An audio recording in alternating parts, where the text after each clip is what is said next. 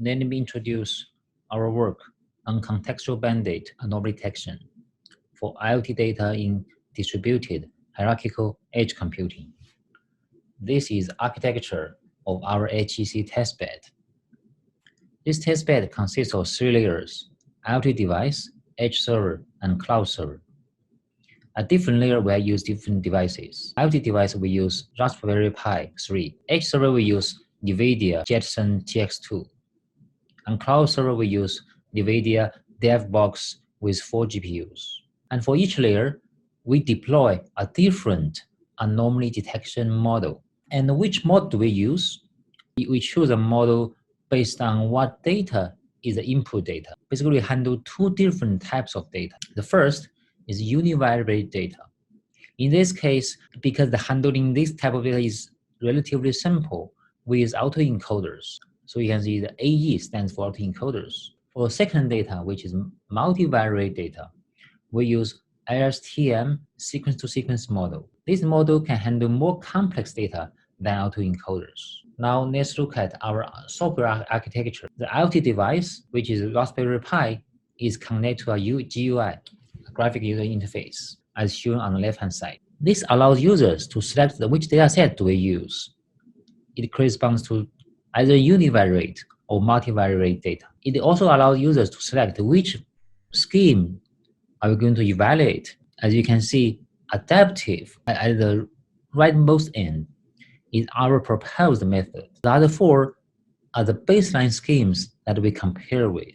This GUI also allows users to select different parameters, like the ratio of normal data, anomalous data in the dataset. Now, let's look at the right bottom part. In the IoT device, we run an emulated sensor. It replaces the dataset to generate sensor data. As shown on the left-hand side, you can see the accelerometer, gyroscope, magnetometer. These are the sensor data generated using this emulated sensor by replaying the dataset. And then the data will be transformed using the encoder model into an encoded feature. And then this encoded feature will be used as input to the policy network to compute an action. This action will contain 3 values, 0, 1, or 2.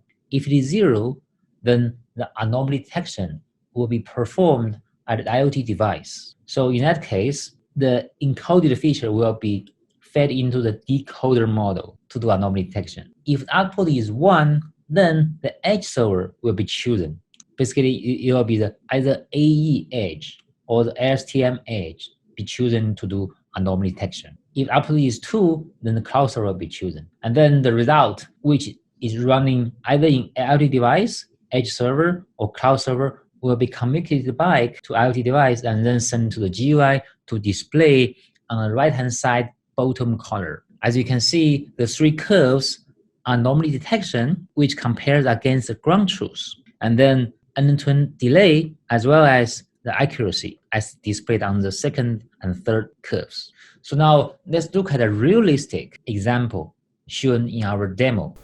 In the GUI user selection, for example, we select ML dataset, which is multivariate dataset, and we select IoT device scheme. Then we select the ratios of normal and anomalous samples from the dataset to replace, and we start the experiment. And we choose the multivariate dataset, so this experiment will run on this Raspberry Pi 3, which hosts LSTM sequence-to-sequence models and policy network. The other Raspberry Pi will run for univariate data with autoencoder models. The edge server is NVIDIA Jetson TX2. Then we have a cloud server, which is NVIDIA DevBox with 4 GPUs. All the machines are under the laboratory environment. So we use traffic controller tool TC to emulate wide area network connections between the machines. So let's look at the performance results. The IoT scheme has quite few detection errors, resulting in not high accuracy. We stop and change to our adaptive scheme. We see many detection errors in IoT scheme. Now let's see how about our adaptive scheme. The policy network outputs first at the cloud layer, then it changes back to the IoT layer. But we got one error. After that, the policy outputs at edge or cloud layer. We can see the accumulated accuracy is increasing. So the point here is our adaptive scheme can choose the best layer to detect anomalies based on difficulty level of input sample to achieve the best trade-off between accuracy and detection delays. And that's all for our demo. Thank you for your watching.